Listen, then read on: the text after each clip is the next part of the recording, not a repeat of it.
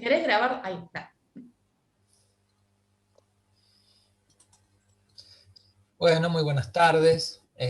Un saludo muy grande para Paula, Daniela, para todos los que están hoy reunidos. Yo soy Cristian, profe y compañero de Viviana. Estuvimos como charlando previamente a la organización de este evento, muy contentos, muy entusiasmados de poder contar con su presencia hoy. Y bueno, voy a tomar el rol de presentarlas para todos aquellos que no las conocen.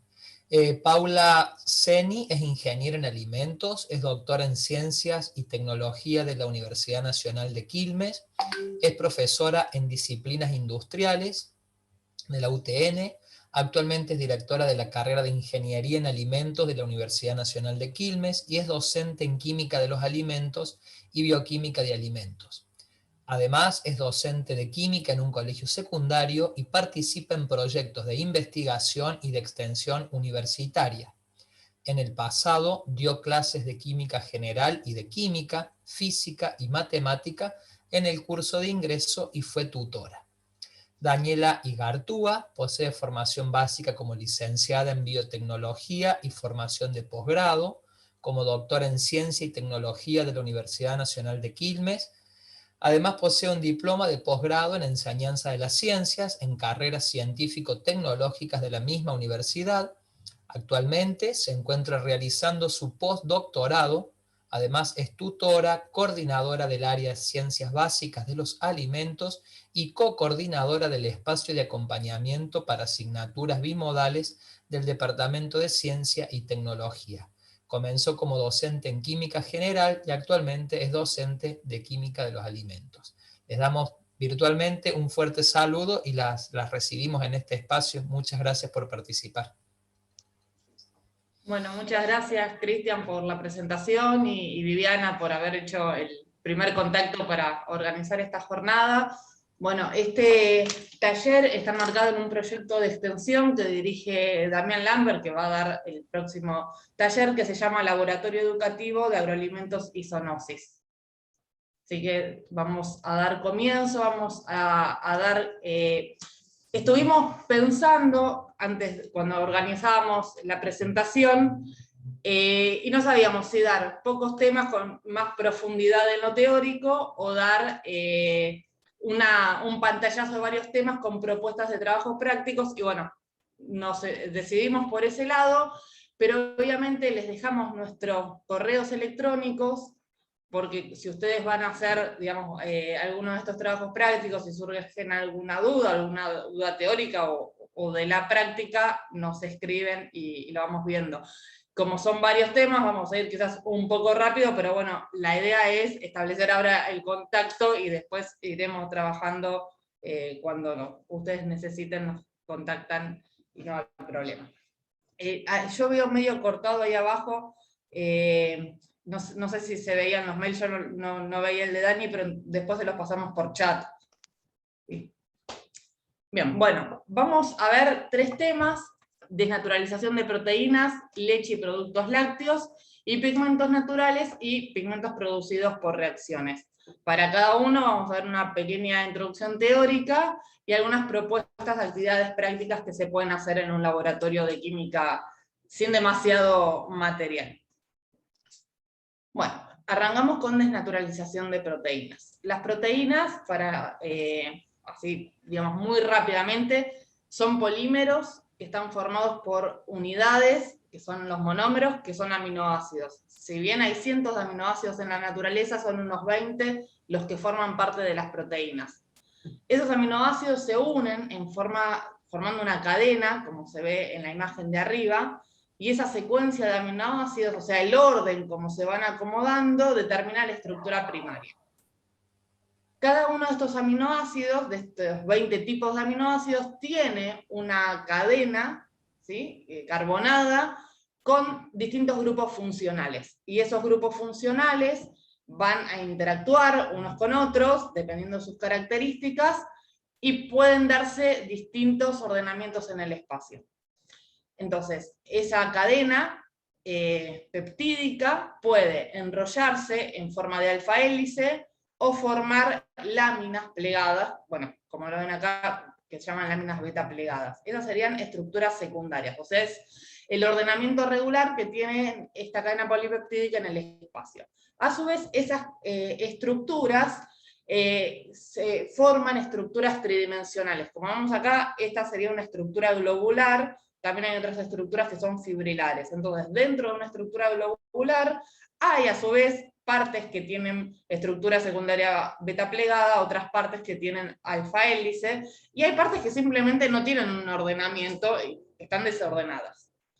Hay proteínas que tienen una estructura cuaternaria también, que es cuando se asocian varias unidades. Por ejemplo, algunos de los filamentos presentes en la carne tienen una cabeza que es globular y una cola que es fibrilar, ¿sí? Las micelas de caseína que vamos a ver en un rato también tienen una estructura cuaternaria, pero no todas las proteínas lo tienen. Lo que sí tienen todas es primaria, secundaria y terciaria. Entonces, la estructura nativa de la proteína, que es la estructura que tiene cuando está en el estado natural. Por ejemplo, en la leche, bueno, en el pH que está la leche, en la concentración de sales que tiene la leche, las proteínas tienen una cierta estructura y organización. Esa es la estructura nativa. ¿Está bien? Pasemos, Dani.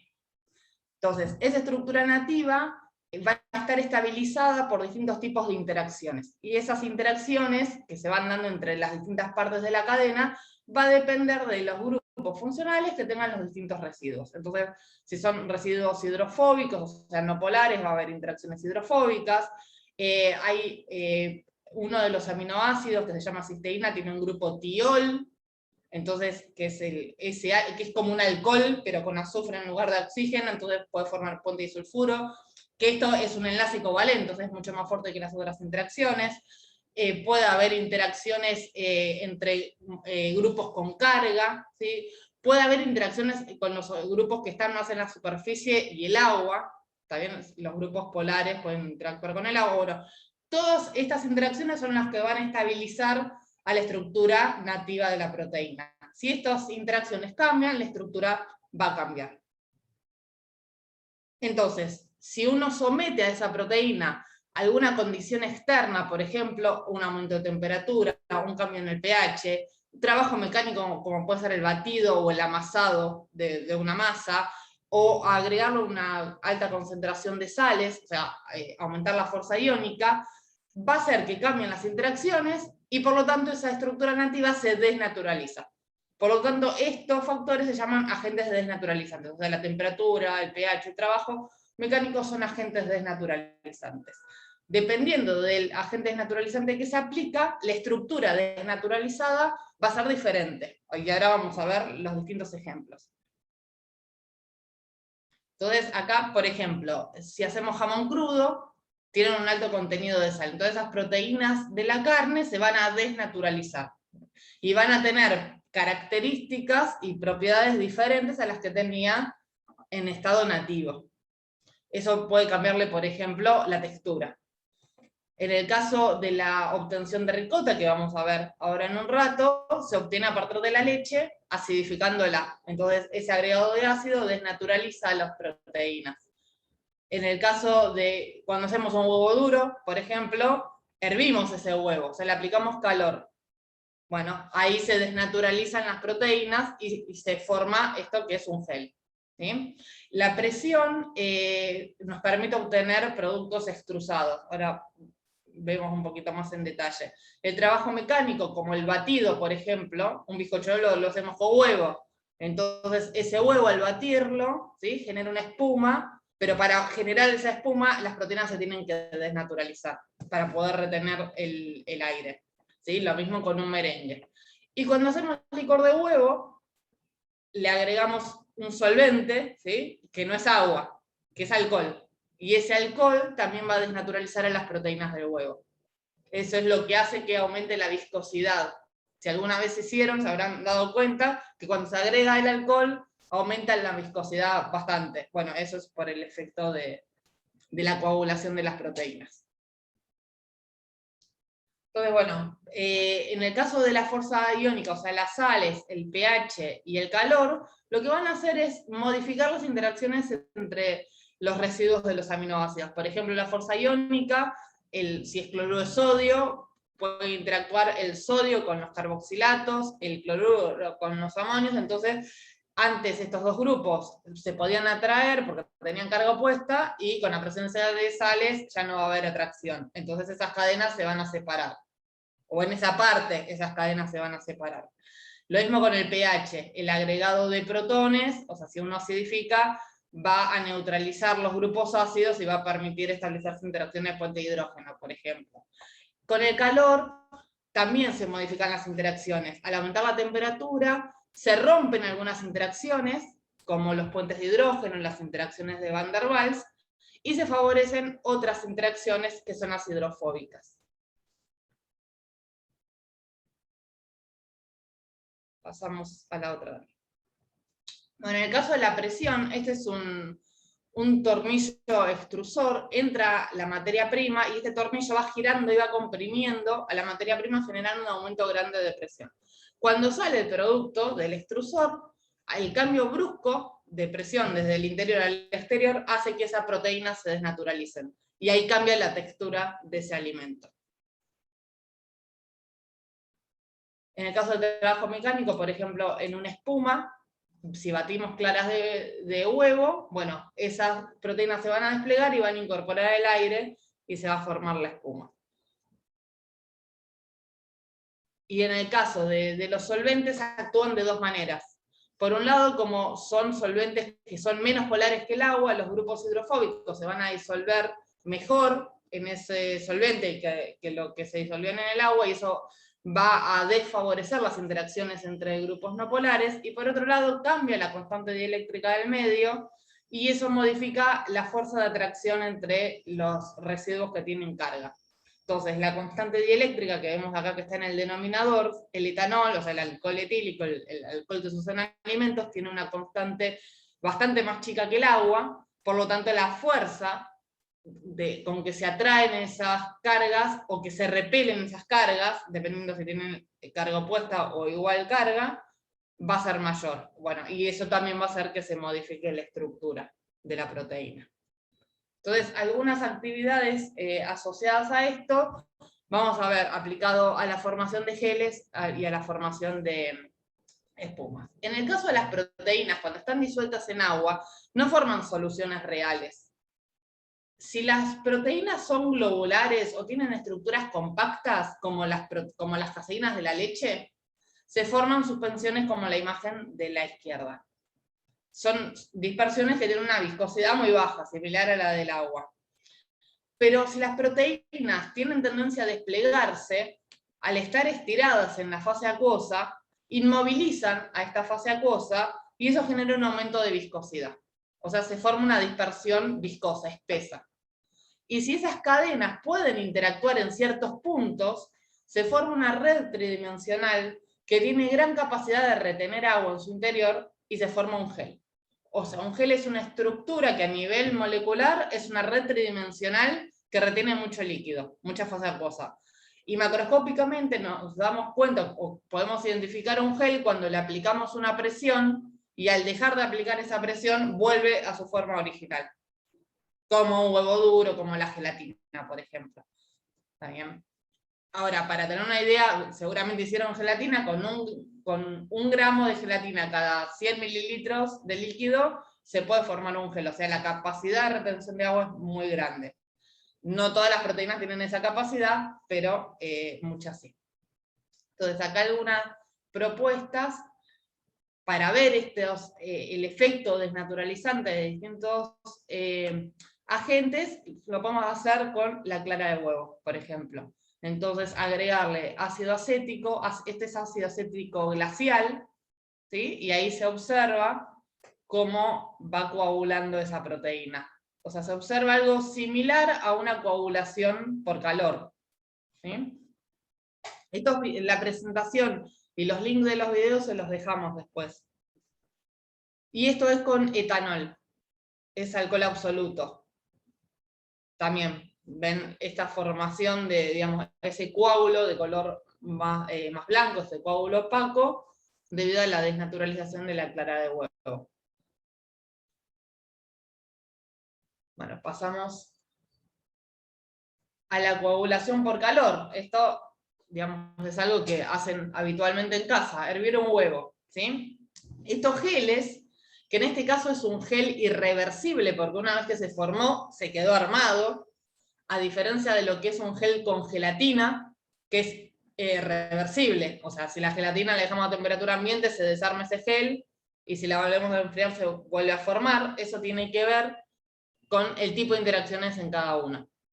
Entonces, en este caso, en esta práctica, a ver, poné de vuelta la segunda parte, lo que hacemos es simplemente un huevo duro, la mitad se deja a temperatura ambiente y la otra mitad se congela. O bueno, pueden congelar un huevo entero, ¿no? Y después cortarlo. Entonces después se deja de congelar y acá lo que se ve es que ese gel que se formó no es estable el proceso de congelación. O sea, esa red tridimensional, si uno lo piensa molecularmente, cuando se forman los cristales de hielo, el hielo ocupa un lugar más grande que el que ocupaba el agua. ¿Está bien? O sea, las moléculas de agua se separan al congelar.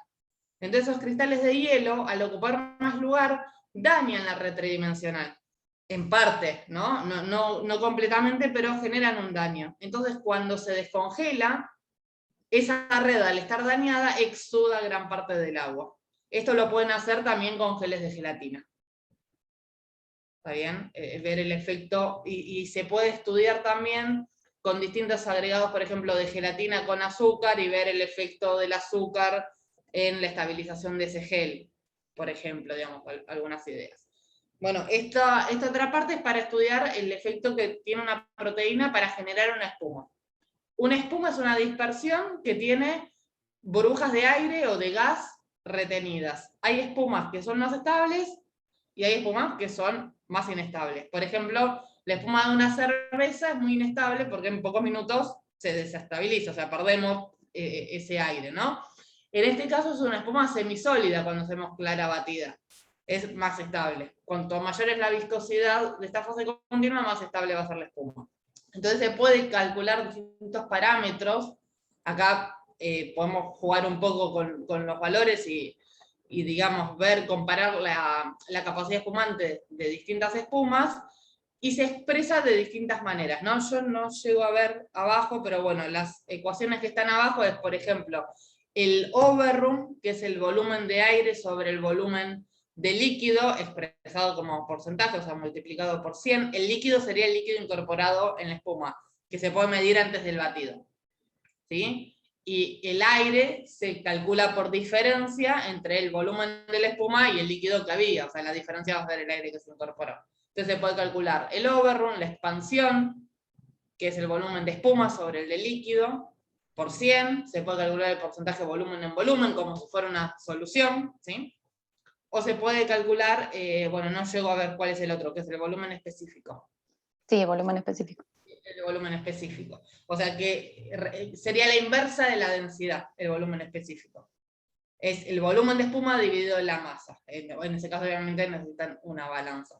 Son diferentes parámetros que se pueden medir, ¿sí?, para caracterizar y comparar las distintas capacidades espumantes. Y lo pueden hacer con distintas proteínas. Por ejemplo, la gelatina también genera una espuma. No va a ser con una capacidad quizás tan alta, dependiendo la concentración que usen, pero bueno, pueden batir, por ejemplo, leche y ver que forma una espuma, pero que es muy inestable. También se pueden probar distintas proteínas. Bueno, pasamos ahora a la parte de lácteos. En el caso de lácteos son todos los productos que derivan de la leche. La leche es una suspensión, una mezcla que tiene principalmente agua, un 87,5%, y dentro de los sólidos tiene un 4,6% de lactosa, que es un disacárido, 3,9% de grasa cuando es la leche cruda, o sea, la recién ordeñada, pero después industrialmente se estandariza ese porcentaje de grasa, y la leche entera tiene 3%, o sea, se le saca grasa, y la leche parcialmente descremada tiene 1,5%, que sería la leche con envase verde. Después tenemos un 3,3% de proteínas y minerales, principalmente fósforo, calcio, que representan un 0,7%. Entonces, como sistema, acá este tema se puede usar para introducir las diferencias, por ejemplo, entre una solución, entre una suspensión, ¿sí? Una solución es nos damos cuenta que es una solución cuando es translúcido, ¿está bien? Porque todos los solutos están realmente disueltos. Pero una suspensión coloidal la vamos a ver opaca, porque esas partículas que están en suspensión, en este caso van a ser las micelas de caseína, evitan que la luz atraviese completamente ese vaso que tiene la leche. Entonces eso es lo que le da la opacidad.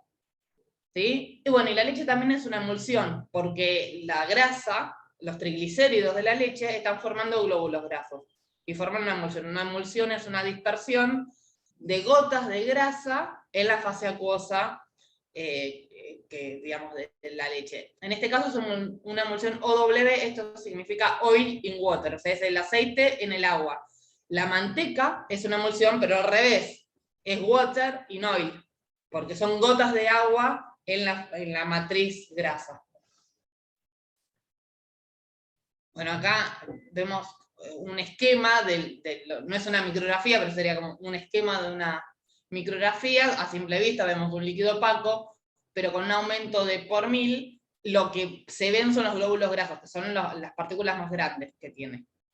Y por 10.000 ya se ven los glóbulos grasos y las micelas de caseína. ¿Está bien? Como para tener una noción de tamaño relativo entre las partículas, bueno, lo tienen en la tabla también. Bueno, entonces, dentro de lo que es proteínas, que era ese 3,3%, piensen que es un porcentaje chiquito, pero es lo que va a dar lugar a toda la elaboración de yogures, de queso, de ricota. La base de todo eso es la proteína. Entonces, de esas proteínas, la mayor parte, casi un 80%, son caseínas, que son las que están en suspensión coloidal. Casi un 20% son proteínas solubles. Las proteínas solubles coagulan a altas temperaturas, pero cuando hierven la leche, que se forma esa capita, esa película en la superficie, bueno, son estas proteínas que coagulan con la temperatura. Pero las caseínas no coagulan con la temperatura. Entonces acá lo que vemos es que no todas las proteínas reaccionan igual a todos los agentes desnaturalizantes. O sea, el pantallazo que vimos recién de agentes desnaturalizantes no es que van a afectar a todas las proteínas por igual. Eso va a depender de la estructura química de cada una. Entonces, algunas se pueden desnaturalizar con algún agente y otras con otro, como vemos acá. Acá, con calor, solamente las solubles.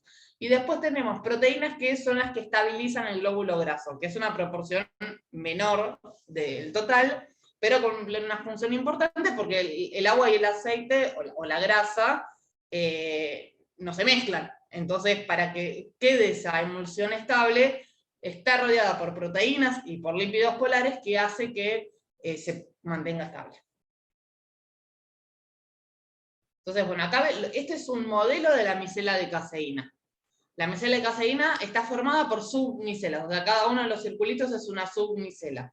Y una submicela se une a otra a través de puentes de fosfato cálcico, ¿sí? O sea, de sales. Va a haber fosfato cálcico adentro de las micelas, o sea, formando esos puentes, y hay fosfato cálcico en solución. Y están en equilibrio las dos partes, ¿no? El soluble y el micelar, que sería el insoluble. Y después hay distintas fracciones de caseína. La capa caseína es la que en general está en la superficie porque tiene una fracción glucídica, que es lo que acá está representado como estos pelitos, que es esta B, ¿no? Estos pelitos, bueno, esos son glúcidos que se unen a la capa caseína. Entonces, como es la fracción más polar, está en la periferia, en la superficie de la micela, ¿sí? Las otras caseínas, que es la alfa y la beta, tienen mayor proporción de grupos no polares, o sea, es más hidrofóbica y está en la parte más interna.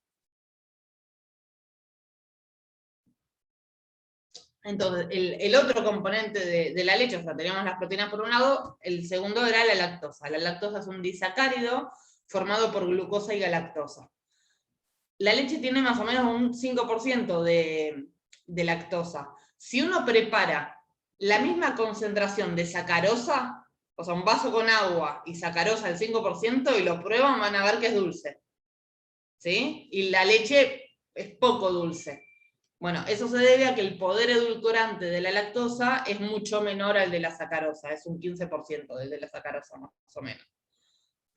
y es bastante insoluble, comparado con la sacarosa es bastante insoluble. Entonces, este es un problema tecnológico que tienen los productos lácteos que están concentrados o que están congelados, porque al aumentar la concentración o al disminuir la temperatura, se favorece la formación de cristales debido a esta baja solubilidad. Entonces puede generar un dulce de leche arenoso, por ejemplo, esos cristales. Bueno, y en el glóbulo graso vamos a tener como dos partes. La interna, que es la parte principal, la mayoritaria, que son los triglicéridos. Estos triglicéridos se caracterizan por tener una fracción de ácidos grasos de cadena corta, que son bastante característicos de la leche, y después tenemos toda la membrana, que tiene distintos componentes que son anfifílicos, que es precisamente lo que le da la estabilidad. Entonces ahí tenemos diglicéridos, monoglicéridos, fosfolípidos, ácidos grasos libres, sumado a esas proteínas que mencioné anteriormente. Y después hay otros componentes como colesterol, hidrocarburos. Estos hidrocarburos es betacaroteno, que es lo que le da el color medio amarillento a la manteca. Vieron que la crema es blanca y la manteca es amarillenta.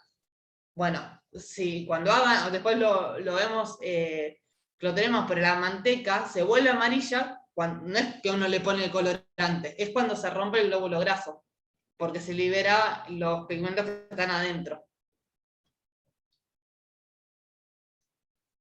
Bueno, entonces pasemos a lo que son los distintos productos lácteos, ¿sí? Todos derivados con distintos procesos tecnológicos, obtenemos los distintos tipos de productos. Vamos a ver algunos ejemplos. La leche que uno compra tiene sí o sí un tratamiento térmico. Ese tratamiento térmico, que va a ser diferente según el tipo de leche, es lo que va a determinar la vida útil y la forma de almacenamiento. Para poder almacenar una leche fuera del heladero, o sea, una leche larga vida, necesitamos un tratamiento térmico mayor para poder matar a los microorganismos patógenos y lograr un sistema más estable microbiológicamente. Las leches que se almacenan refrigeradas tienen un tratamiento térmico menor. En ese tratamiento térmico, que el objetivo es disminuir la carga microbiana, ocurren otros cambios, ¿sí? Que digamos que no son deseables, pero ocurren. Por un lado tenemos la desnaturalización de las proteínas albúminas y globulinas, son las que están en el suero. Se genera ácido sulfídrico y tioles, o sea, compuestos derivados del azufre, a partir de los aminoácidos que tienen azufre, y eso genera un sabor, un olor desagradable si se producen en exceso. Hay interacción entre una de las proteínas globulares con la caseína, y esto a nivel industrial disminuye el rendimiento en la elaboración de queso, porque el queso, digamos, se basa en esta proteína, es una reacción enzimática, entonces si está unida a esta lactoglobulina, ese ataque enzimático se ve dificultado, y se produce la reacción de Maillard, que vamos a ver un poquito más adelante. La reacción de Maillard se va a dar entre la lactosa, que es el azúcar, con los aminoácidos básicos que tiene la leche, que es la lisina. Y esta reacción da color. Entonces, si uno calienta por un tiempo excesivo, va a tener una leche más amarillenta. ¿Vieron la leche, tomaron alguna vez la leche deslactosada? ¿La probaron? Bueno, en el caso de la leche deslactosada, la lactosa está hidrolizada, o sea, la lactosa se le agrega una enzima que divide, rompe el enlace entre los dos monómeros, entonces tenemos glucosa y galactosa. Esos dos monómeros, por un lado, es más dulce que la lactosa, o sea que la leche deslactosada tiene un sabor más dulce. Y por otro lado, es un poco más amarillenta, porque los monómeros de glucosa y galactosa son más reactivos en la reacción de Maillard que la lactosa. Entonces en el tratamiento térmico adquiere un poquito más de color. Bueno, otro proceso que se hace a toda leche que uno compra es la homogenización. Y la homogenización tiene como objetivo principal disminuir el tamaño de los glóbulos grasos. Eso hace que esa emulsión sea más estable. Bueno, esta es la ecuación que ven acá, se llama ley de Stock, y lo que se determina con esto es la velocidad con que se mueven las gotas. Entonces R es el radio de las gotas, ¿sí? Entonces cuanto más grande, más rápido van a subir, por diferencia de densidad la grasa es menos densa, entonces sube, ¿sí? Cuanto más grande es la gota, más rápido sube. Ese proceso se llama cremado, cuando sube la gota. Bueno, depende también de la diferencia de densidad entre la fase grasa y la acuosa, depende de la gravedad, que en condiciones normales es 9,8 metros sobre segundo cuadrado, pero si uno centrifuga la leche, aumenta G. Entonces la centrifugación es una forma de acelerar este cremado y separar la grasa de la leche. Y así se obtiene la crema de leche. Y depende inversamente de la viscosidad. ¿Está bien? Entonces esta homogenización básicamente lo que hace es disminuir R, entonces disminuye la velocidad de cremado. Y por otro lado, como disminuye el tamaño de las gotas, aumenta el total de superficie, ¿no? Al tener gotas más chicas, la superficie total aumenta, entonces se absorben en la interfase otras proteínas que antes no eran propias de la membrana. Entonces, como la proteína tiene mayor densidad, este glóbulo va a tener mayor densidad que el que tenía antes y disminuye este delta de densidad. Entonces eso también favorece la estabilidad. Se mueven más lento. ¿Está bien? Si voy un poco rápido con algunos temas, me dicen, o lo vemos al final, ¿está bien? Pero bueno, cualquier cosa me interrumpen, no hay problema. Bueno, sigamos. Bueno, entonces, ahora ya entrando a productos puntuales. La ricota. La ricota es un producto bastante fácil de hacer en casa. No necesitamos demasiado, no necesitamos un laboratorio. La ricota tiene una estructura que se desgrana, ¿sí? Y se obtiene a partir de la coagulación ácida de la caseína. ¿Sí? Se le agrega ácido, que en general es vinagre o jugo de limón, o sea, ácido acético o ácido cítrico. Si lo hacemos en casa, bueno, con limón queda un sabor un poco más suave, ¿sí? Entonces, ¿qué pasa? Esa estructura de la micela que habíamos visto antes, como es porosa, el ácido puede entrar. Y la micela de caseína tiene carga neta negativa, porque tiene una gran cantidad de aminoácidos ácidos, que a pH neutro están desprotonados de ese grupo ácido. Entonces, la carga neta de la proteína es negativa.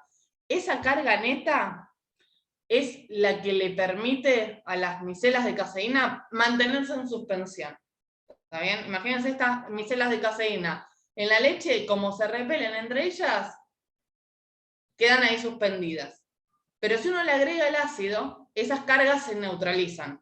Entonces, al quedar neutra ya no hay repulsión. Y se juntan y precipitan. Y ese precipitado de caseínas es la ricota. ¿Está bien? Algo que pasa en paralelo a esto es que los puentes de fosfato cálcico entre las micelas, si vieron el equilibrio químico, el principio de Le Chatelier, no sé si lo habrán visto ya, bueno, esto es un buen ejemplo para explicar ese tema. Acá tendríamos lo que es el fosfato insoluble, el que está uniendo las submicelas. Cuando uno le agrega ácido, se desplaza el equilibrio, ¿sí? Y pasa el suero. Entonces se separan las submicelas. Van a pasar las dos cosas en simultáneo. Por un lado se van a separar las submicelas y por otro lado, al llegar al punto isoeléctrico, el punto isoeléctrico es el punto en el que la proteína no tiene carga, ni positiva ni negativa. ¿Está bien? Al llegar al punto isoeléctrico ya no hay repulsión y precipita. Entonces acá está la propuesta de trabajo práctico. Si esto lo hacen a temperatura ambiente, va a precipitar, pero si lo hacen a 90 grados, es mucho más rápido la precipitación porque se favorecen más las interacciones entre las proteínas. O sea, las interacciones hidrofóbicas se favorecen más a altas temperaturas, ¿sí? Y como acá le sacamos la carga a la proteína, entonces se vuelve más hidrofóbica y se va a favorecer su interacción. Se puede hacer simplemente, digamos, la acidificación, o si quieren ir un paso más allá, se puede hacer el mismo estudio con agregado de una sal soluble de calcio. Nosotros usamos generalmente cloruro de calcio, ¿sí? Entonces se hace con cloruro de calcio y sin cloruro de calcio. Volvete para la de atrás, Dani. Entonces acá el calcio lo que hace es desplazar el equilibrio para el otro lado. ¿Está bien? Volvemos con Le Chatelier. Entonces, al tener más fosfato intramicelar, la micela de caseína queda más grande, no queda tan separada en sus micelas. Y eso facilita el filtrado. Entonces hay un mayor rendimiento de caseína. Entonces, bueno, eso, digamos, opcional se puede hacer. Bueno, no voy a entrar en detalle en el protocolo porque lo tienen escrito, pero básicamente lo que van a ver, el ácido hay que agregárselo por los bordes despacio y no agitar, porque van a romper los coágulos, después les va a costar muchísimo filtrar, entonces hay que darle un tiempo, ¿sí? Y se va a empezar a ver ese suero amarillo como se ve en la foto de la izquierda, ¿sí? En la superficie. Bueno, eso lo tienen que ver en todo el líquido. Y hay que ir haciendo movimientos con una varilla, con una espátula, un cuchillo en forma de cruz, para que el ácido entre a todo, digamos, la leche, que no quede en parte. Se van a dar cuenta porque no tiene que quedar líquido blanco. Todo lo que es líquido tiene que quedar amarillento y translúcido, porque precisamente las micelas, que era lo que le daba la opacidad, precipitaron. Entonces ya ese suero va a tener dos componentes solubles. ¿Sí? La grasa, si usan una leche entera, la grasa las caseínas al precipitar arrastran a la grasa, o sea, va a quedar en esas caseínas. No es una reacción química eso, sino que, bueno, al precipitar quedan mezcladas. Bueno, y acá se ve cómo queda filtrado después, o sea, este es el suero, ¿sí? Acá un trapo de algodón anda bien para filtrar. No tiene que ser de poro muy grande, porque van a ver que la proteína empieza a atravesar el trapo, pero si es demasiado cerrado, no van a poder filtrar. Entonces, bueno, hay que buscar uno intermedio, generar un poquito de presión, ven como se ve en el video, pero no demasiada. Cuando aprietan y ven que empieza como a salir la proteína por los poros, no hay que apretar más. Si tienen una estufa, se puede determinar la humedad de la caseína que obtuvieron. Se puede hacerlo a 105 grados más o menos, se pesa antes, se pone en estufa un par de horas hasta peso constante, y por diferencia se puede expresar el porcentaje de humedad que tenía. Entonces, si ustedes hacen con calcio y sin calcio, pueden comparar el rendimiento de la ricota húmeda y el rendimiento de la masa seca de proteína que obtuvieron. ¿Sí? Depende a dónde apunta el trabajo práctico, ¿no? O sea, puede ser más cualitativo, o pueden, si quieren hacerlo más cuantitativo y algún análisis de resultado numérico, se puede hacer. Bueno, estos serían nuestros resultados con calcio y sin calcio. Bueno, pasamos a leches fermentadas. Leches fermentadas son aquellas leches que, mediante la acción de algún microorganismo, se produce una fermentación láctica. Y esa fermentación láctica genera una acidificación, o sea, el ácido láctico baja el pH de la leche y se produce una coagulación como la que vimos recién, básicamente. O sea, la diferencia es que acá le agregamos microorganismos y en el otro caso le agregamos directamente el ácido. Entonces, dependiendo del tipo de microorganismo que uno agrega, puede tener distintos tipos de leches fermentadas. La más común, en nuestra cultura al menos, es el yogur. ¿Sí? En el yogur se agregan dos microorganismos en particular, que es el Lactobacillus bulgaricus y el Streptococcus thermophilus, que actúan en forma simbiótica. Si tienen alguna materia más de biología, también se puede encarar por ese lado de la fermentación y, digamos, la parte más de metabolismo y de fermentación láctica, y si lo apuntan más de la química, enfocado a lo que es la coagulación de las proteínas. Entonces, estos microorganismos que actúan en forma simbiótica generan muchos metabolitos que le van a dar el sabor típico al yogur, pero lo importante es que generan este ácido láctico, y este ácido láctico va a producir una disminución en las cargas de estas caseínas y la precipitación. ¿Qué pasa? Cuando hacemos yogur, no lo filtramos con un trapo para exudarle el suero. Al contrario, tratamos que no se produzca esa separación. Pero el yogur es un producto que naturalmente con el tiempo va a exudar el suero si uno no le agrega algo para que no lo exude. ¿Está bien? Porque se produjo la misma desestabilización que vimos antes. Entonces, pueden hacer yogur en casa o en el laboratorio. Recetas en internet tienen un montón, acá no hay demasiada complicación. Se puede hacer en yogurtera, se puede hacer si tienen alguna estufa que no eleve demasiado la temperatura para no exceder y matar a las bacterias. como inóculo directamente usando yogur comercial, sin sabor o sabor vainilla, como para no darles sabor a este yogur que están haciendo, y se puede hacer el yogur solo y agregarle, por ejemplo, gelatina a otro, ¿no? A otra muestra. Se puede agregar almidón también, almidón de maíz, entonces maicena, y comparar las texturas, ¿está bien? Entonces acá van a ver, por un lado la gelatina, también pueden jugar con las concentraciones, ponerle más, menos, para ver el efecto gelificante que tiene, cuál es la concentración óptima, ¿está bien? Y van a ver si lo hacen sin nada, o sea, sin ningún tipo de estabilizante, que con el tiempo se forma la capita de suero arriba, o si lo agitan, enseguida disminuye la viscosidad. Porque o sea, la viscosidad aumenta por la coagulación de las proteínas, pero es un sistema sumamente inestable. Es por eso que industrialmente se le pone almidón y gelatina. ¿Está bien? Bueno, las recetas las tienen, cualquier cosa, si lo van a hacer, nos cuentan después cómo salió. Acá tenemos el video, que era con gelatina, ¿no, Dani?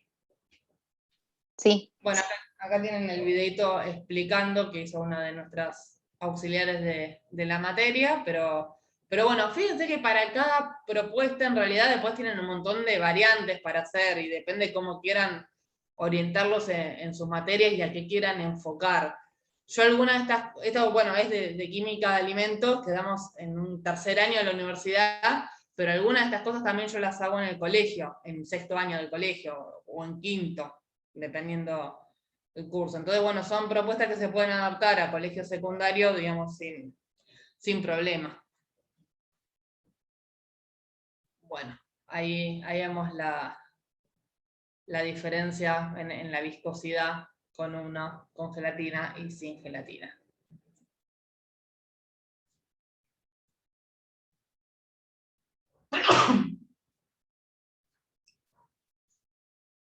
A ver, hay un mensaje en el chat.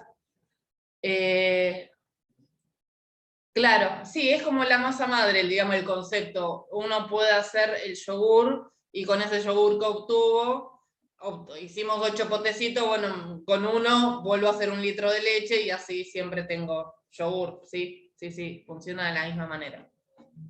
Bueno, pasamos a quesos. Esto es, la limitante de hacer esto es que tienen que conseguir el cuajo, que quizás no sea tan fácil de conseguir, al menos acá en Buenos Aires, digamos, nosotros lo conseguimos por contactos capaz de alguno que está trabajando en industria, pero nos cuesta conseguirlo, de ir a algún lugar y comprarlo. No sé cómo será allá en Córdoba este tema. Pero bueno, el queso, la base del queso, si bien hay millones de tipos de quesos, se basa en una desestabilización enzimática. La capa caseína, que era esta que tenía los pelitos que estaban en la superficie de la micela, tiene un enlace, que es el 105, 106, o sea, este enlace hace alusión a el número de enlace contando los aminoácidos, ¿no? O sea, entre el aminoácido 105 y 106, esa enzima, que es el cuajo, la quimosina, corta, y queda el glicopéptido, o sea, que es la fracción que tenía el azúcar, que es soluble, y la otra fracción para capa caseína, que es más hidrofóbica, que queda unida al resto de la micela. Entonces lo que queda es la micela, pero sin toda esa capa de hidratos de carbono que la protegía. O sea, lo que se corta acá no es un enlace con los hidratos de carbono, es un enlace entre aminoácidos, pero justamente la cadena de aminoácidos que se pierde es la que tenía unido a los hidratos de carbono. O sea, es una proteasa la que actúa acá. Entonces, esta micela de caseína, al estar desprotegida y al ser más hidrofóbica, pásame a la otra. Cuando uno le agrega calcio adicional, se forman puentes de calcio entre micelas. O sea, antes el fosfato cálcico unía a las submicelas. Ahora esas submicelas están unidas, pero como ya están desprotegidas, se van uniendo unas con otras. Entonces se forma como una macro micela, ¿sí? Como una micela gigante. Y ese es el coágulo que vemos acá, en la imagen de la izquierda. ¿está bien? Como esto es una reacción enzimática, hay que hacerlo a una temperatura, digamos, adecuada para el cuajo, unos 40 grados, no excedernos. Es como el yogur, o sea, no nos podemos pasar de temperatura porque matamos a las bacterias, bueno, aquí inactivaríamos el cuajo. Entonces después, la etapa siguiente es el ligrado, que se hacen los cortes, se forman los granos, y después se hace el desuerado, se le saca el suero, dependiendo del tipo de queso, se saca más suero o menos suero. Si es un queso blando va a retener más suero, y entonces acá hay que hacer menos cortes. Si uno hace más cortes, se desuera más y queda un queso más semiduro o duro. Después se le adicionan distintos microorganismos, y va a ser lo que diferencie los productos que se obtengan en la maduración. La maduración es una etapa enzimática que se puede hacer con enzimas libres, pero generalmente es con microorganismos que aportan estas enzimas, y se van generando distintos compuestos que son los que le dan el sabor y el aroma típico a cada tipo de queso. O sea, esto es como muy general, ¿no? Este esquema, pero cada queso va a tener una composición diferente en función de estos microorganismos. Entonces, bueno, acá tenemos la propuesta del TP. En este caso, si ustedes tienen leche cruda, la leche cruda tiene las micelas más grandes porque no sufrió el proceso de homogenización. Entonces puede formar coágulos sin cloruro de calcio. Pero la leche que nosotros conseguimos acá, que es leche comercial, leche de sachet, al tener ese proceso de homogenización, si uno no le pone calcio adicional, no se forma el coágulo, porque la micela se rompió en parte, o sea, esa homogenización no solo afecta al glóbulo graso. De todas maneras, aunque usen leche cruda, con calcio van a ver que coagula mucho más, porque va a favorecer la unión de las micelas. Entonces, bueno, acá tienen la receta y acá vemos.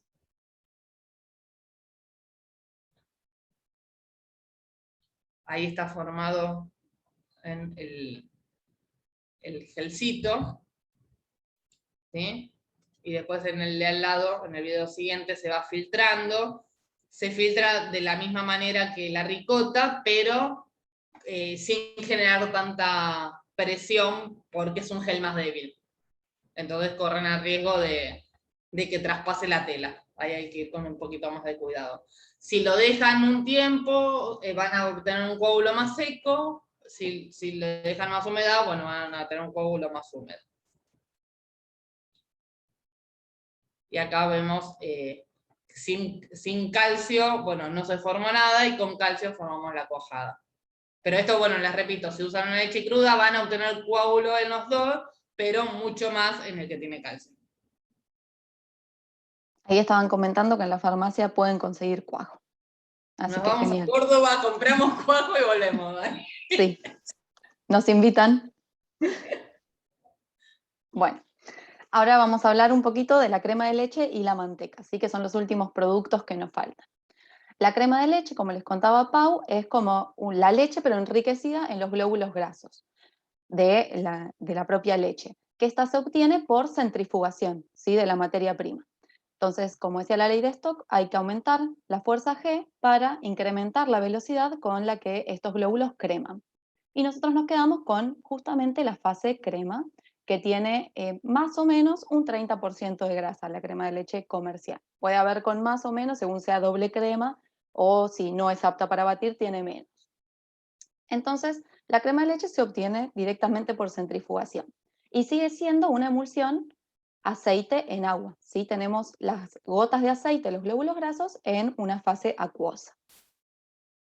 Si nosotros batimos la crema de leche, podemos obtener una emulsión espumada. ¿Sí? Esta emulsión se forma gracias a la coalescencia parcial de estos glóbulos de grasa. Cuando hacemos el batido, los glóbulos se empiezan a juntar entre sí y las membranas empiezan como a difundirse, se empiezan a unir, pero mantienen una parte de la membrana. Esto permite, esta coalescencia parcial permite que en el medio quede incorporado el aire. Y de esta manera podemos obtener lo que es la crema batida. Al igual que cuando batimos las claras, como vimos en la primera parte de desnaturalización de proteínas, nosotros podríamos analizar en un trabajo práctico cómo aumenta el volumen desde la crema de leche a la crema batida. Y de esa manera calcular el overrun, la expansión, el porcentaje volumen en volumen, todas las características que vimos en la parte de desnaturalización. Si lo quisiéramos hacer en un TP, que de hecho nosotras lo hacemos. Y después, a partir de la crema de leche, podemos obtener también la manteca. La manteca, como les dijo Pau, es una emulsión agua en aceite. Las gotitas son de agua y la fase dispersa es materia grasa. Y se obtiene por el batido excesivo de la crema. Nosotros teníamos este sistema, primero obtenemos, bueno, la crema espumada, y si seguimos batiendo ya todas las membranas se van a romper y obtenemos lo que se llama la inversión de fases. Ahora, también habíamos visto que la membrana del glóbulo graso estaba estabilizada por un montón de compuestos, lípidos polares, proteínas, pero esos compuestos son específicos para estabilizar la emulsión aceite en agua. No son tan buenos para estabilizar la emulsión agua en aceite. Por eso cuando hacemos manteca siempre se pierde una parte de suero, como vamos a ver si realizan la manteca en sus casas. Entonces el protocolo es muy fácil, se hace por batido excesivo de la crema y van a ver que se separa una fase de suero que no queda incorporada en lo que es la manteca. Para separar estas dos fases se puede hacer filtración, como ya vimos en todos los otros videos, o simplemente con una espátula se va juntando y se va quitando el líquido, ¿sí? Entonces, si hacen esto en sus clases, podrían luego pesar la manteca y cuantificar el rendimiento. ¿Cuántos gramos de manteca se obtienen por cantidad de crema de leche que se utilizó? Acá nosotros no tenemos un videíto propio, tenemos fotos, pero les dejamos una receta de internet por si lo querían hacer. Y bueno, eso es todo lo que vamos a ver de productos lácteos y ahora pasamos a pigmentos en los alimentos, ¿sí? Los pigmentos son moléculas que tienen una parte que se llama grupo cromóforo, ¿sí? Estas son los responsables del color. Los grupos cromóforos absorben radiación en el rango visible, que va de los 380 a los 750 nanómetros, y nos permiten a nosotros visualizarlo de algún color en particular. Acá hay que tener en cuenta que el color que nosotros vemos es el complementario a la luz que absorbe. Entonces, por ejemplo, si vemos algo que es rojo, es porque está absorbiendo radiación en el rango del verde, entre los 495 y 570 nanómetros. En los alimentos tenemos distintos compuestos que dan color. Pueden ser pigmentos naturales, como vamos a ver, que están en la mayoría de los vegetales, ¿sí? Pero estos pigmentos pueden ser susceptibles o modificarse durante los procesos tecnológicos o la exposición a la luz, calor, acidez. También podemos agregarlos a los alimentos. En este caso, cuando agregamos, se llaman aditivos y particularmente colorantes. Y estos colorantes que agregamos pueden ser naturales, o sea que lo extraímos de una fuente natural y lo agregamos al alimento, o pueden ser sintéticos. Estos sintéticos pueden tener una estructura idéntica a los naturales. Por ejemplo, podríamos agregar betacaroteno, que es sintético pero con la estructura igual al natural, o sintético con una estructura totalmente distinta. Hoy no vamos a ver nada de colorantes, pero lo mismo que les vamos a mostrar para pigmentos naturales, lo podrían hacer con colorantes que ustedes pueden comprar, o con jugos, que tienen un montón de colorante. Y también el color en los alimentos puede ser producido por reacciones. Estas reacciones pueden ser enzimáticas o pueden ser reacciones químicas, como la reacción de Maillard o caramelización. Vamos a ver ambas. Entonces comenzamos con los pigmentos naturales. Uno de los tipos de pigmentos son los hemopigmentos, que son los que encontramos en las carnes. La mioglobina es el pigmento o el compuesto encargado de transportar el oxígeno dentro del músculo. Y es una proteína, acá vemos la cadena polipeptídica que recibe el nombre de globina, y tiene un grupo hemo, que es este grupo que vemos acá, que tiene la capacidad de quelar hierro, hierro más 2. La hemoglobina, que es el pigmento de la sangre, el que transporta el oxígeno en la sangre, está formada por 4 globinas y tiene 4 grupos hemo. ¿Sí? Este pigmento, como todos se deben imaginar, da color rojo, nosotros lo observamos de ese color, pero dependiendo de cómo esté la estructura, podemos tener distintas tonalidades, ¿sí? Depende del estado de oxidación del hierro que está unido a este grupo, si está unido además a otros ligandos y si la globina, o sea, la parte proteica, está nativa o desnaturalizada. Entonces, si nosotros tenemos el hierro en estado más 2, no hay ligandos unidos y la globina está nativa, el pigmento se llama mioglobina y es de color más bien púrpura. Lo podemos observar, por ejemplo, si compramos una carne envasada al vacío. Si ahora nosotros abrimos este envase y exponemos la carne al aire, va el hierro más 2 a interaccionar con el oxígeno. y de esa manera el pigmento cambia y presenta un color más rojizo, que se llama oximioglobina. Tanto la mioglobina como la oximioglobina se pueden oxidar. El hierro puede cambiar de estado +2 a +3, y en ese caso se obtiene la metamioglobina, que tiene un color más pardo, que ya no es aceptado por el consumidor, ¿sí? Y si además nosotros cocinamos esta carne, lo que vamos a estar haciendo, la metamioglobina, en lugar de estar unida a oxígeno, cuando el hierro pasa a estado +3, el ligando que se une es agua, en ese caso. En estos 3 pigmentos tenemos la globina en estado nativo, pero si nosotros cocinamos la carne, la proteína se va a desnaturalizar por calor, como vimos en la primera parte, y en ese caso el pigmento se llama hemocromo y tiene color marrón. Entonces acá ustedes en un trabajo práctico podrían analizar esto, los cambios, ¿no?, en distintos ambientes o frente a la cocción de los pigmentos de la carne. Por otro lado tenemos las clorofilas, que son las encargadas de otorgar los colores verdes a todas las hojas verdes, a las algas y a ciertas bacterias. La clorofila está compuesta por un anillo porfirínico que tiene unido en su interior el catión magnesio, magnesio +2. Y además tiene distintos grupos sustituyentes, entre ellos un grupo fitol, que es un alcohol de 20 carbonos. Esta estructura, por tener unido esta cadena carbonada tan larga, no es polar, no es soluble en agua. Por eso el pigmento, si nosotros cocinamos el vegetal, antes en el vegetal, si lo ponemos solo en agua, no se va a solubilizar. Pero este pigmento sí es bastante inestable y su estabilidad depende de las condiciones de temperatura, pH y de oxidación, ¿sí? A altas temperaturas, este anillo se puede degradar y se puede romper este enlace, perdiendo el grupo fitol. Entonces ahí va a cambiar la solubilidad del pigmento y al quedarnos solo con el anillo porfirínico sí va a ser soluble en agua y por eso lo vamos a perder durante la cocción.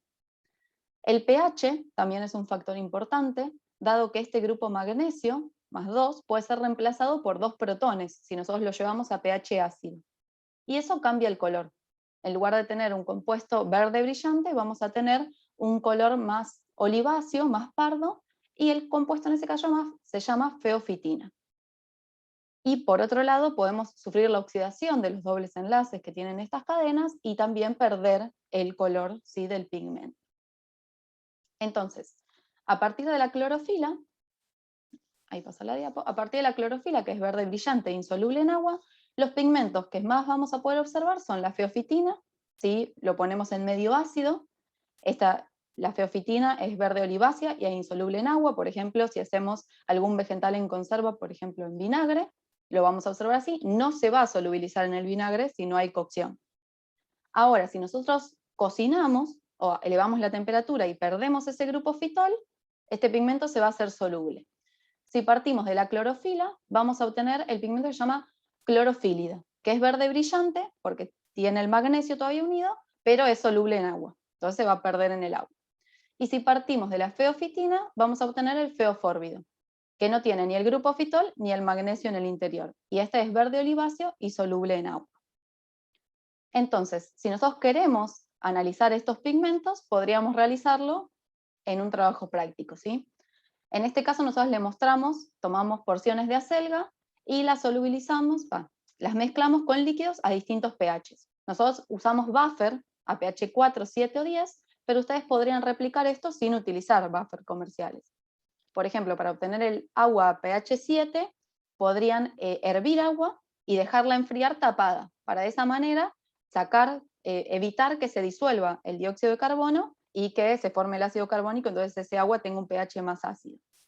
A partir de ese agua, le pueden agregar vinagre para obtener un pH ácido o bicarbonato de sodio para obtener un pH básico, ¿sí? Y en este caso, podrían observar cómo cambia el color solo por el pH, o pueden hacer como nosotras un proceso de cocción, en este caso baño María, durante 10 minutos para ver si se produce la solubilización, que es lo que se observa acá, todos los líquidos tienen color. Eso es por la pérdida del grupo fitol. Entonces, en este caso, a pH 7, vemos la clorofílida, ¿sí?, que era verde brillante, soluble en agua, y a pH 4 vemos el feofórbido. que tiene el magnesio fue reemplazado por los protones y tampoco tiene el grupo fitol. Después tenemos los carotenoides, que son los pigmentos responsables de otorgar los colores que van del amarillo al rojo en los alimentos. Están en la mayoría de los vegetales, pero en general si el vegetal además tiene clorofila, como que la clorofila lo tapa y no lo vemos. Los carotenoides se pueden dividir en carotenos o xantófilas, que la vamos a ver a continuación. Los carotenos son estructuras, sí que están formadas por dos moléculas de isopreno, son hidrocarburos con dobles enlaces conjugados, que presentan muy baja solubilidad en agua por su estructura, ¿sí? Y son susceptibles, su color, a la presencia de metales y a la oxidación. Si perdemos estos dobles enlaces, va a perder el color que presentan, y también a la isomerización geométrica. La mayoría de los carotenos tienen sus dobles enlaces en posición trans, y si sufre la isomerización a un doble enlace cis, pierde también su coloración. El betacaroteno es el pigmento de la zanahoria, por ejemplo, y el licopeno es el que le da el color rojo al tomate. Las xantófilas son derivados que tienen oxígeno, en este caso. ¿Sí? También son moléculas de isopreno con dobles enlaces conjugados, pero además tienen oxígeno, por lo que son un poco más solubles. En este caso en etanol y metanol, pero siguen sin ser solubles en agua. Y su color también depende de los mismos procesos que los carotenos por la cantidad de dobles enlaces que presentan. Entonces, realizando el mismo trabajo práctico, vamos a poder observar que en este caso, aunque haya cocción, no se solubiliza el pigmento en agua, ¿sí? Y que no hay cambios del color respecto del pH, porque no hay ningún grupo ionizable en este caso, ni ningún catión que pueda ser reemplazado por otro, como habíamos visto con las clorofilas.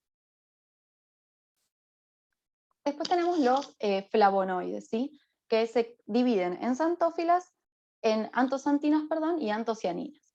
Estos están compuestos por un catión flavilo, acá vemos, es un catión, tiene carga positiva, y además distintos sustituyentes, que pueden ser azúcares, ¿sí? O grupos alcohol o hidrógenos, metoxilo o hidroxilo.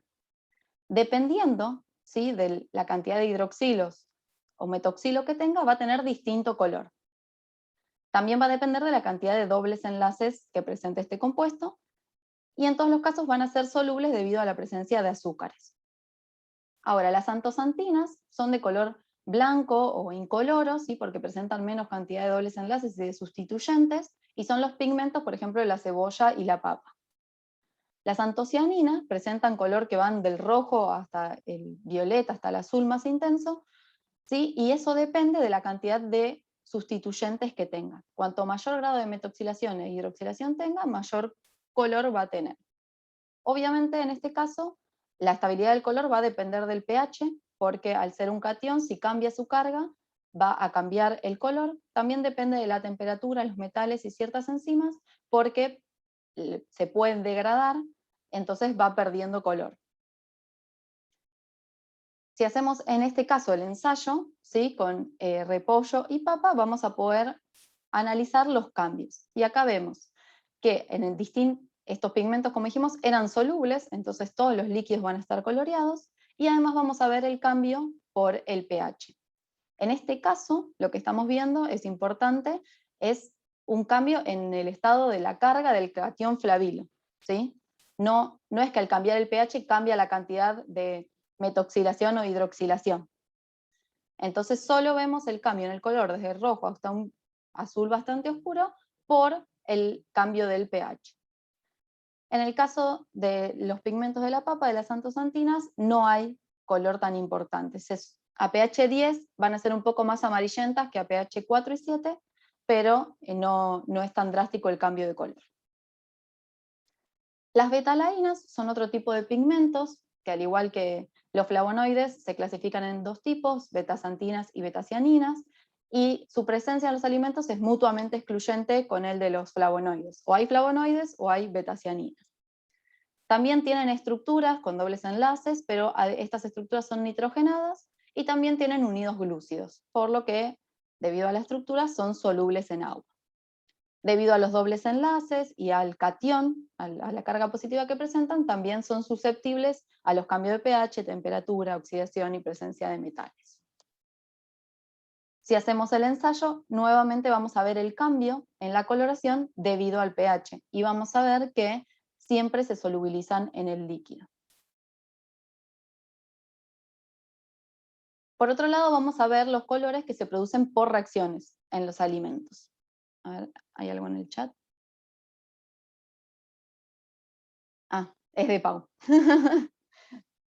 Bueno, vamos a ver entonces los pigmentos producidos por reacciones. El primero que vamos a ver es el pardeamiento enzimático, ¿sí? Que es causado por enzimas que se encuentran naturalmente en los alimentos, pero comienzan a actuar en general cuando el vegetal ha sufrido algún daño y hay exposición al oxígeno. La más conocida es la polifenol oxidasa, que es una enzima que cataliza dos reacciones sucesivas. La primera es la hidroxilación de los monofenoles a ortodifenoles, y la segunda es la formación de las ortodiquinonas. Estos compuestos pueden polimerizar automáticamente, dando lugar a compuestos con muchos dobles enlaces conjugados de color marrón, ¿sí? Opacos, como los que vemos en este caso. Como son reacciones de hidroxilación y oxidación, el oxígeno es un sustrato de esta reacción. Por eso se producen cuando el lugar o el sitio donde se encuentra la polifenol oxidasa es expuesto al ambiente. Por eso lo vamos a ver, por ejemplo, en manzanas o en papas luego de que lo cortamos. Tenemos acá algunos ejemplos de sustratos, ¿sí? Que tienen estas estructuras de monofenoles que pueden ser susceptibles de la oxidación. Y esta reacción depende de muchos factores, ¿sí? Y podemos inhibirla a través de muchos factores. Por ejemplo, acidulantes, como agregando ácido cítrico, málico, tartárico. Podemos agregar jugo de limón, por ejemplo, a un pedacito de papa y ver si hay un cambio o no. ¿Qué hace el acidulante? Bueno, modifica el pH del alimento. Como vimos, la polifenol oxidasa es una enzima que actúa a un pH específico. Si nosotros bajamos el pH con un acidulante, vamos a estar saliendo del rango en el que la enzima actúa. Entonces no se va a producir la reacción y, por ejemplo, el pedacito de papa va a mantener su color claro y no va a presentar estos colores amarronados. También se pueden utilizar agentes reductores, como ácido ascórbico y ácido eritórbico, porque lo que hacen es catalizar esta reacción para que vuelva a la formación del monofenol. Se pueden utilizar agentes quelantes, como ETA o polifosfatos, que lo que hacen es secuestrar el cobre, que es un metal necesario para que esta enzima funcione. Se pueden utilizar inhibidores específicos de la enzima, o se puede hacer un tratamiento térmico, ¿sí? Un escaldado, una pequeña cocción, para de esta manera desnaturalizar a la enzima y que no actúe. Entonces, nosotras como propuesta de trabajo práctico lo que hacemos es cortar pedacitos de manzana o de papa, y a un pedacito lo dejamos expuesto al ambiente, a otro pedacito lo tapamos completamente con agua para que haya menos difusión de oxígeno, a otro pedacito le agregamos ácido, a otro pedacito lo cocinamos, y así lo analizamos a lo largo del tiempo para ver en dónde se produce la reacción o no, o cuánto tarda. Las otras reacciones son no enzimáticas, es decir, que no están involucradas enzimas. Y la primera que vamos a ver es la reacción de Méliès. En esta reacción los sustratos son hidratos de carbono simples, ¿sí? Como glucosa, fructosa, sacarosa, y aminoácidos o proteínas. Como les había dicho Pau, lo que necesitamos es que haya un grupo amino para que reaccione con los azúcares. Y esta reacción es la responsable del color que obtenemos y de los sabores que obtenemos en el tostado de los granos de café, en una tostada de pan o también en la cerveza. También esta reacción puede dar lugar a sabores indeseados, por lo tanto hay que controlarla. Como vemos, se llama reacción de Méliès, pero en realidad es un conjunto de muchas reacciones que ocurren todas a la vez, por lo que no tenemos un único producto, sino que tenemos un conjunto de productos que le dan las características a esta reacción en particular. Se pueden dividir 3 etapas. La primera es una etapa en donde se producen compuestos sin color, ¿sí? Que tampoco absorben luz UV. La primera etapa es la condensación del azúcar con la amina, o sea, de los dos ingredientes que necesitamos que estén presentes para que ocurra la reacción, y luego hay algunas reacciones de reordenamiento y de radicales libres. Ya en la segunda etapa hay deshidrataciones, fragmentaciones y degradaciones que dan lugar a productos sin color, pero que ya empiezan a presentar algo de aroma. Y finalmente, en la última etapa, ocurren las reacciones de condensación que dan lugar a compuestos que sí presentan color. Entonces, ¿a través de alguna consulta? No, disculpen, activé sin querer el... No hay problema. Bueno, entonces a través de todas estas reacciones vamos a obtener dos tipos de productos. Compuestos de bajo peso molecular, que son los responsables del aroma y del sabor, y de alto peso molecular, con dobles enlaces conjugados, que son los responsables del color amarronado. En el caso de la reacción de Méliès, estos compuestos son nitrogenados, porque partimos de hidratos de carbono y proteínas que tienen nitrógeno. Los factores que influyen en esta reacción son varios. En principio, el tipo de azúcar, ¿sí? Los monosacáridos son mucho más reactivos que los disacáridos. Entonces la glucosa, la fructosa, va a ser mucho más reactiva que la sacarosa, la lactosa. Y a su vez las pentosas, los monosacáridos que tienen 5 átomos de carbono, son más reactivas que las hexosas. Entonces, por ejemplo, ustedes podrían realizar galletitas con distintos tipos de azúcares, acá están los ingredientes, y manteniendo siempre las mismas condiciones de cocción, de temperatura y tiempo, se pueden observar los cambios en la coloración. Como vimos, la fructosa y la glucosa, que son monosacáridos, son más reactivos que la sacarosa y por eso dan más color. Nosotras en este caso también lo que hacemos son mezclas de distintos tipos de azúcares con un mismo tipo de aminoácido. En este caso fue valina, y analizamos qué ocurre a un mismo tiempo y temperatura de reacción. Y acá vemos que la silosa, que es una pentosa, es mucho más reactiva que la glucosa y la fructosa, que son monosacáridos, y a su vez todos estos más reactivos que la sacarosa. También la reacción depende del tipo de aminoácido, ¿sí? Los aminoácidos básicos, que tienen en su cadena R lateral otro grupo amino, además del grupo amino que se presenta unido al carbono alfa, son mucho más reactivos que los aminoácidos que no tienen esos residuos. Esto si pensamos en aminoácidos libres. Si los pensamos unidos en proteínas, como este grupo está formando los enlaces que hacen la cadena de proteína, los únicos reactivos van a ser los residuos que estén en la cadena lateral. Y dependiendo del tipo de aminoácido que reacciona y la temperatura a la que se realiza el proceso, podemos obtener distintos olores. Esto solo se ve experimentalmente. También depende del tiempo, obviamente, del tiempo que dejemos transcurrir la reacción. Si mantenemos a una misma temperatura, a medida que aumentamos el tiempo, va a avanzar más la reacción hacia la fase 3 y se van a obtener más productos coloreados. Si lo hacemos en tubitos, como les habíamos mostrado antes, podemos ver justamente este cambio. A los 60 minutos hay mucho más color que a los 15 minutos.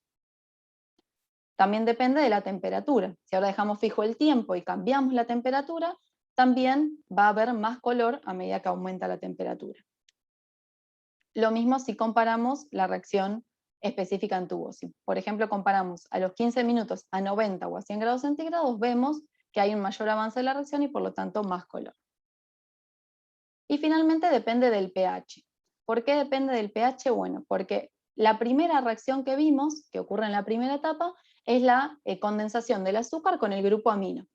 Si el grupo amino está a pH neutro o ácido, va a estar con carga positiva, va a estar protonado. Y esto da una menor velocidad de reacción que si lo tenemos a pH alcalino, por encima de su pKa, y está desprotonado. Entonces, a pH básico, vamos a tener una reacción mucho más rápida de la primera parte y por lo tanto la etapa 2 y la 3 van a ocurrir más rápidamente y vamos a tener más color. Si acá comparamos a un mismo tiempo y temperatura, vemos que a pH 4 casi no hay coloración, mientras que a pH 7 hay un poco más y a 10 la reacción es mucho más intensa. La otra reacción que no depende de enzimas es la reacción de caramelización. En este caso los sustratos son solo hidratos de carbono simples, ¿sí? Puede ocurrir con glucosa, fructosa, sacarosa. Y dependiendo del tiempo y la temperatura podemos obtener distintos tipos de caramelos Incluso podemos obtenerlos en estado amorfo vítreo, como el que observamos en este caso, o pueden ser fluidos. Al igual que en Méliès, la reacción de caramelización involucra muchísimos tipos de reacciones y no tenemos un producto definido, pero sí podemos modificar los tipos de productos que obtenemos dependiendo de las reacciones que vamos a favorecer. Entonces, las reacciones que ocurren pueden ser deshidratación y polimerización. En la deshidratación lo que hacemos es, por ejemplo, a partir de la sacarosa, perder moléculas de agua, entonces se forman nuevos enlaces, y en la polimerización estas estructuras se van uniendo entre sí y dan lugar a compuestos de alto peso molecular, que además tienen dobles enlaces conjugados y son los responsables del color. Por otro lado, podemos tener reacciones de hidrólisis, ¿sí? Si la sacarosa la hidrolizamos, obtenemos glucosa y fructosa, y también puede haber isomerización de la fructosa a glucosa, y reacciones de fragmentación.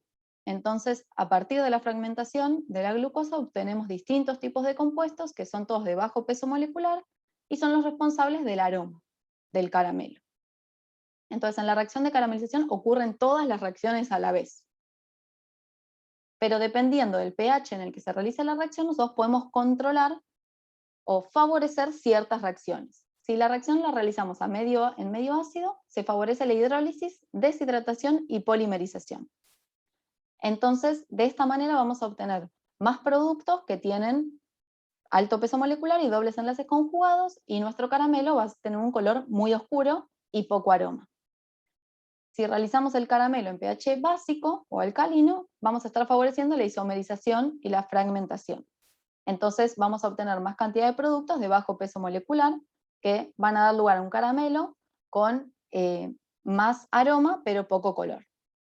También podríamos realizar el caramelo a pH neutro sería, y obtener un paso intermedio, ¿sí? Color y aroma a la vez. Entonces, si ustedes quieren realizar esto, lo pueden hacer, ¿sí? Se pone sacarosa con muy poquita agua. En el caso de realizar a pH ácido, se le agregan unas gotas de jugo de limón, puede ser, y en el caso de pH básico, se agrega bicarbonato de sodio. Y de esa manera podrían analizar cómo se favorecen estas reacciones y se obtienen productos con distinto color.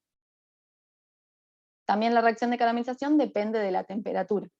Si nosotros tomamos la muestra a una temperatura mayor, vamos a obtener mayor color, y eso es por el avance de la reacción.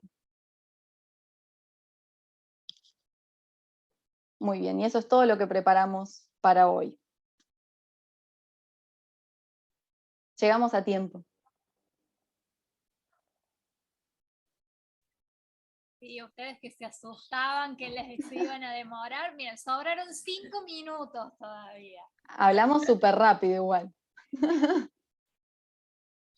Ahora les vamos a pasar un link, ahí lo estoy buscando, con la presentación, así ya la pueden descargar los que quieran. En la presentación tienen todos los links a los videos que les mostramos, los pueden utilizar si lo necesitan para sus clases, o bueno, los pueden replicar. Excelente, porque, chicas, brillante toda la exposición que hicieron, pero tengo, por los grupos de WhatsApp van llegando, profe, pedile por favor la presentación, que está re bueno lo que están contando. Entonces digo, no voy a dejar de pasar por alto de pedirle la presentación, porque les ha interesado mucho el tema de los trabajos prácticos. Me parece que es una vacancia que tenemos y cuestión a revisar, así que fue muy interesante porque además la propuesta de los trabajos prácticos son con cuestiones muy sencillas y con sustancias muy simples para conseguir. Yo me quedé pensando, no, me es inevitable llevarlo a lo educativo, y por ejemplo, en la zona nuestra, acá en Córdoba, tenemos muchas escuelas técnicas que tienen la especialidad de técnicos en industria de la alimentación. Sería clave poder arribar con estos contenidos, pero además en el ciclo básico está los contenidos de biotecnología, y pienso, obtención de productos biotecnológicos, la ricota, el queso, todo lo que estaban hablando, encajarían perfectamente. Y qué sencillo sería proponer a los estudiantes hacer un práctico con estas características, ¿no? Y además ir un poquito más allá, introducirlos en vocabularios científicos, en algún tipo de análisis, súper, súper interesantes. Así que de mi parte, muchísimas gracias. Bueno, nos alegramos que les haya servido y como vieron, esta es la puerta de entrada. Después son disparadores, cada uno puede adaptar la propuesta a su materia, a los contenidos que está dando, o incluso el mismo trabajo práctico se puede dar en distintos momentos, con distintos enfoques, o sea, depende lo que cada grupo, ¿sí?, esté viendo en ese momento. Así que bueno, les vuelvo a repetir, tienen nuestros mails en la presentación, si van a hacer algún trabajo práctico, si tienen alguna consulta, o si nos quieren mostrar cómo salieron sus resultados, seguimos en contacto, así que para lo que necesiten nos escriben. Vamos a pelear un poco en encontrar los hemocromos, porque que de la carne cocida, porque en Córdoba me parece que no la comemos tan rojita como la comen ustedes. Ahí vamos a diferir un poco, pero bueno. Bueno, y ahí, por ejemplo, se puede analizar relacionado con la primera parte, porque vieron que todo se relaciona.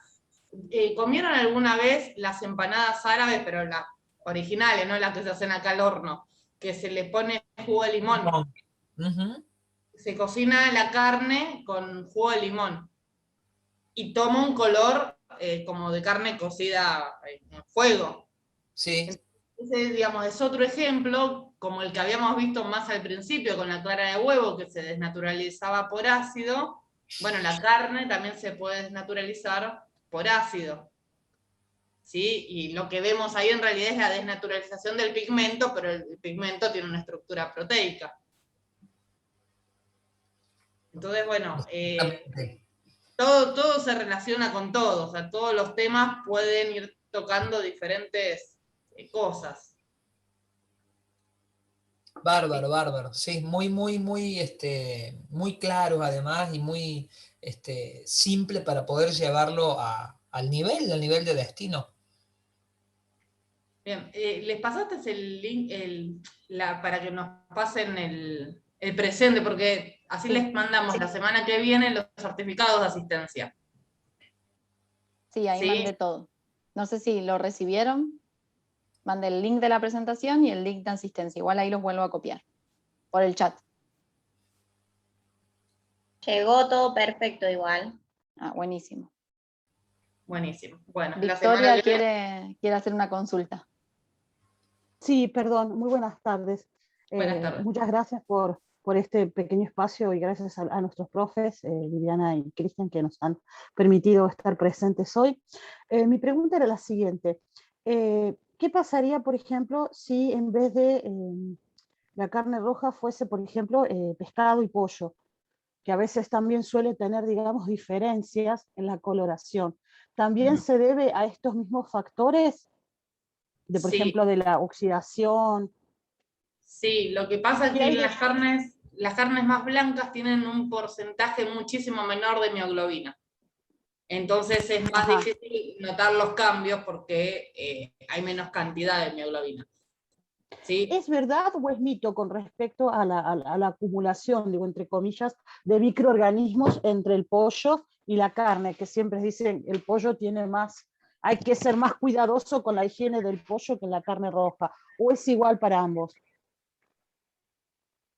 Bueno, a ver ahí, Damián capaz que puede responder más. De seguridad alimentaria, así que ahí nos vamos a meter. Claro, es la próxima, pero tiene que ver... para la próxima.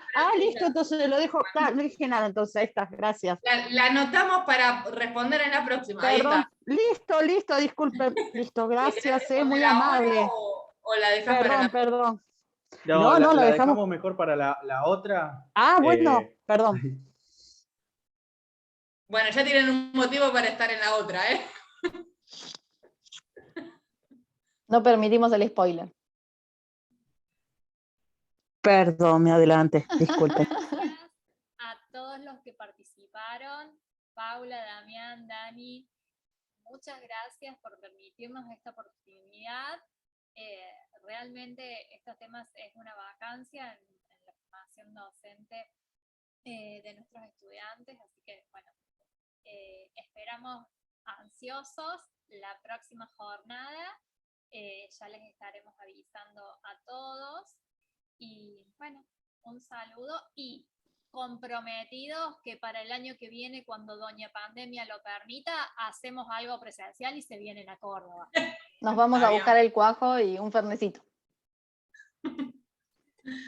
Cristian, ¿vos querés despedir? No, cuando vengan comprobamos los hemocromos acá en vivo con algo a la parrilla.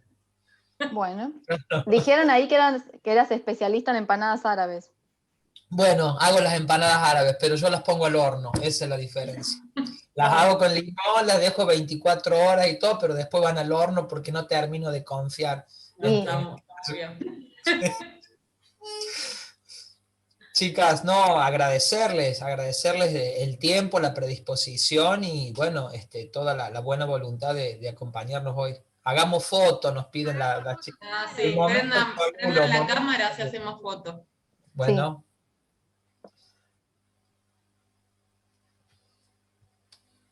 No prenden cámara. Bueno, yo saco, 1, 2, 3. Listo. Bueno, ¿podemos expoliar el título de la próxima o no? Sí,